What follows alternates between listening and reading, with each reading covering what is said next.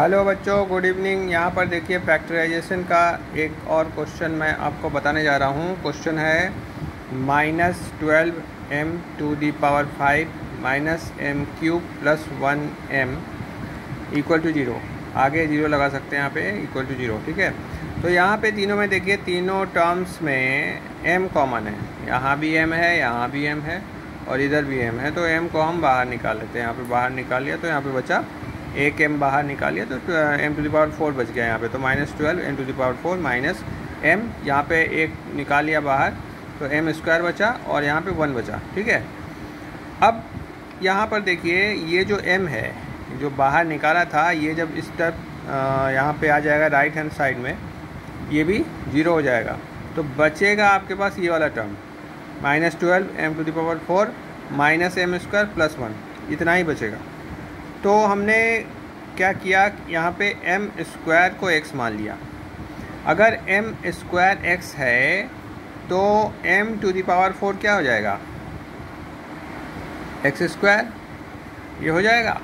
तो m⁴ को हमने x² लिखा, m² को x लिखा और 1 तो +1 लिखा, तो वो +1 हमने यहाँ पे लिख दिया। अब हमको 12 के फैक्टर चाहिए। 12 के फैक्टर क्यों? क्योंकि ये 1 × 12, इन दोनों का मल्टीप्लिकेशन 12 आता है। और 12 के ऐसे फैक्टर जिसका प्लस या माइनस करने पर 1 आए। यहाँ पे हिडन वैल्यू क्या है, यहाँ पे 1 है। ठीक है, तो प्लस या माइनस करने पे 1 आना चाहिए। तो 3 × 4, 3 और 4 को हम ले सकते हैं। तो यहाँ पे देखिए -x है, तो -12x² -4x + 3x + 1। यहाँ पे देखिए -4x और +3x की वैल्यू 1x - 1x होगी। ठीक है, तो ये आपका मिल गया, फैक्टर मिल गए। अब देखिए इन दोनों में कॉमन क्या है, -12x² -4x में कॉमन है -4x। -4x आपने बाहर निकाला तो यहाँ बच गया आपका 3x + 1। अब यहाँ पे +1 कैसे आया, क्योंकि ये माइनस और प्लस, माइनस प्लस माइनस हो गया और 4x को 1 से मल्टीप्लाई किया तो ये 4x आता है। इन दोनों में कॉमन क्या है, 3x और 1 में कॉमन क्या है आपको पता है। 3x और 1 में कॉमन तो कुछ भी नहीं दिख रहा है, लेकिन आप 1 कॉमन ले सकते हैं क्योंकि हर एक वैल्यू में 1 कॉमन होती है।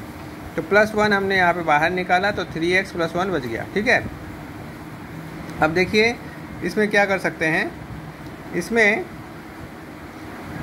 -4x + 1 एक वैल्यू आ गई और 3x + 1 दूसरी वैल्यू आ गई। ठीक है, तो -4x + 1 = 0 जब था, तब इसकी वैल्यू क्या हो जाएगी, x = -1/-4। तो ये 1/4 आएगी। इसका मतलब m² = 1/4। भाई हमने m² ही तो माना था x को, x क्या था, m² था। तो यहाँ पर m² की वैल्यू 1/4 है। तो m कितना है, m की वैल्यू कितनी है, m = 1/2 हो जाएगी। भाई स्क्वायर अगर 4 है तो वो 1/2 है, 1 का स्क्वायर 1 ही होता है। ठीक है, तो 1/2 आ गई। दूसरी वैल्यू आपकी क्या है, यहाँ से दूसरी वैल्यू आपकी आ जाएगी 3x + 1 = 0। तो x = -1/3, ये 1 इधर जाएगा तो माइनस हो जाएगा और ये 3 नीचे चला जाएगा, मल्टीप्लाई में है नीचे चला जाएगा तो -1/3 आएगी। तो x की वैल्यू आ जाएगी -1/3। तो m²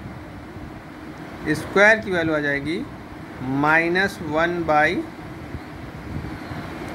√ में। ठीक है, x क्या था, x था आपका m²।